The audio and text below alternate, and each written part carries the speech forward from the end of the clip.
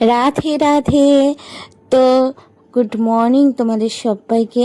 আজকে সকাল সকাল তোমাদের সাথে আমি শেয়ার করছি আমার মাসির বাড়িতে যে পুজো হয়েছিল ঠাকুরের, সেই পুজো দিনটা শেয়ার করছি, 11ই জানুয়ারি।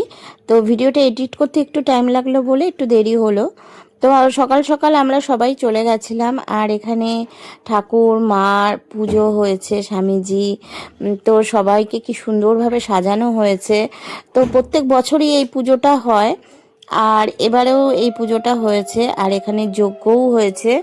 তারপরে তো অনেকে গান করেছেন, খুব সুন্দর সুন্দর কবিতা আবৃত্তি করেছেন। তো এইভাবে পুজোটা সম্পন্ন হয়েছে। তো দেখো, পুজোর এখানে আমরা সবাই বসেছিলাম যখন মহারাজ পুজো করছিলেন আর কি।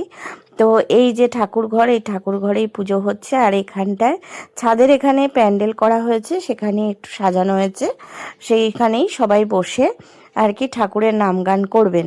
তো এই মানে একটা বেশ সুন্দর পরিবেশ, একটা সুন্দর মুহূর্ত, বেশ ভালো লাগে। কারণ ঠাকুরের গান শুনতে সত্যিই খুব ভালো লাগে, মনটা একদম শান্তি হয়ে যায়।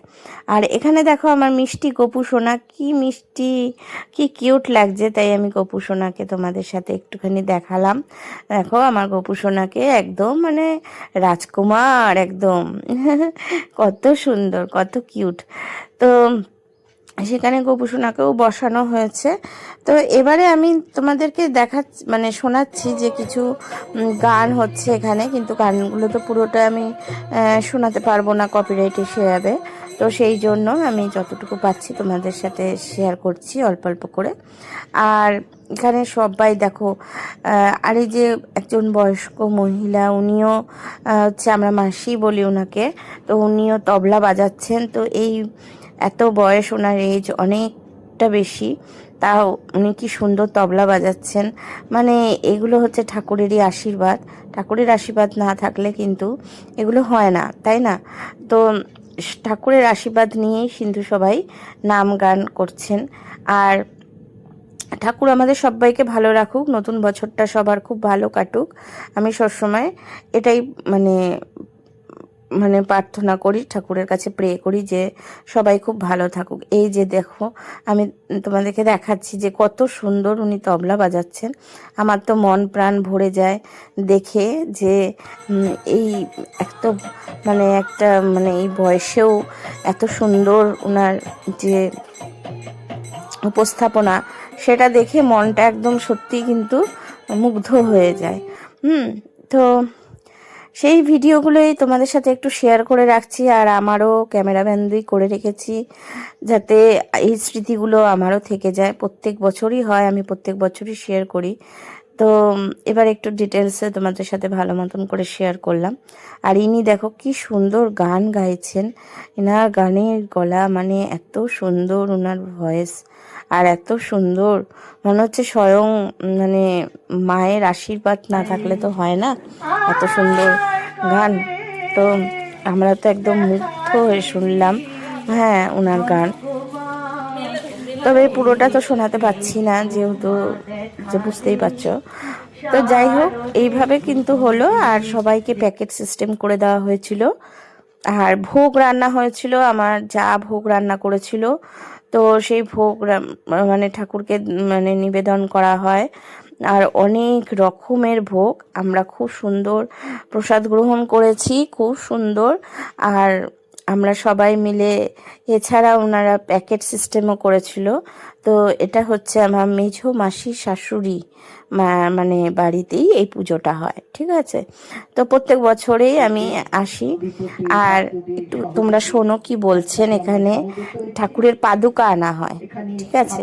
ঠাকুরের পাদুকা মানে হচ্ছে আমাদের স্বয়ং রামকৃষ্ণ ঠাকুরের পাদুকা আনা হয়, সেটাই মানে মাসি বলবেন যে সমস্ত বৃত্তান্ত, যে উনি এখানে পাদুকা আনা হয়েছে, সেই পাদুকা কোথা থেকে এসেছে, আমরা সেই পাদুকা সবাই প্রণাম করেছি। আমাদের সৌভাগ্য যে আমরা ওনার পাদুকা স্পর্শ করতে পারছি। তো সেটাই উনি মাসির ডিটেলসে বলবে, একটু শোনো তোমরা। সকলে মিলে বিপত্রয়ের অনুধ্যান করব। তার আগে আমি এই গৃহের যিনি ভক্ত দিদি শ্রীমতী অনিতা মল্লিক, তাকে বলবো এই পাদুকার বিষয় কিছু বক্তব্য বা ইতিহাস সেটি তুলে ধরতে সবার জন্য, সবার সামনে। আমি অনিতা মল্লিক, ঠাকুর শ্রী রামকৃষ্ণের পাদুকা আজ 11 বছর হলো একটা মাইক দিয়ে দাও না, তাহলে তো ঠাকুরের বাড়িতে শুভ পদার্পণ করছে। এই পাদুকা আমরা পেয়েছি বরানগরে ঠাকুরের পরম ভক্ত মহেন্দ্র কবিরাজ। ঠাকুর যাকে বলতেন সিথির মহেন্দ্র, ঠাকুর তাকে খুব ভালোবাসতেন। আর আজকে যে আমরা ঠাকুরের ছবি পাই, সেই ছবি যে তোলার ইতিহাস, তার পেছনে ওনার অবদান রয়েছে। ওই ছবি তোলা হয়েছিল 10 টাকা দিয়ে, সেই 10 টাকাটা উনিই দিয়েছিলেন। সেই মহেন্দ্র কবিরাজের বাড়িতে এই পাদুকা সুরক্ষিত আছে সেই তখন থেকে, ঠাকুরের সময় থেকে। ঠাকুর এটি ব্যবহার করতেন যখন দক্ষিণেশ্বরে ছিলেন।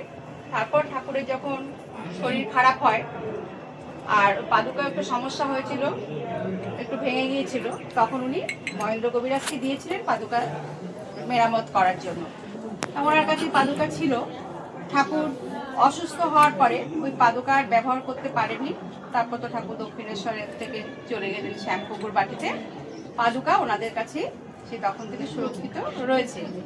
এবং ঠাকুরের শরীর চলে যাওয়ার পরে ওনারা মাকে জিজ্ঞাসা করেছিলেন, মা পাদুকা আমরা কি করবো? তখন মা বলেছিলেন যে তোমাদেরকে ঠাকুর দিয়ে গেছেন, তোমরাই রাখবে। সেই পাদুকা আজকে বিভিন্ন গৃহে বা বিভিন্ন প্রতিষ্ঠানে শুভ পদার্পণ করে, ওনারাই নিয়ে যায় এবং সেখানে ঠাকুরের পূজা। তো এইভাবেই ঠাকুরের পুজো হয়। এই যে পাদুকা তোমাদেরকেও দর্শন করালাম। আর কথায় আছে ভোগ দর্শনে দুর্ভোগ কাটে, তো সেই ভোগ দর্শনও তোমাদের সাথে শেয়ার করলাম। তো দেখো, রাধে রাধে তোমাদের সবাইকে বলি, তোমরা সবাই ভালো থাকো, সুস্থ থাকো। আর আমার এই ভিডিওটা ভালো লাগলে তোমরা প্লিজ একটা লাইক, শেয়ার, কমেন্ট করে দিও। আর তোমাদের সবাইকে অনেক অনেক ভালোবাসা।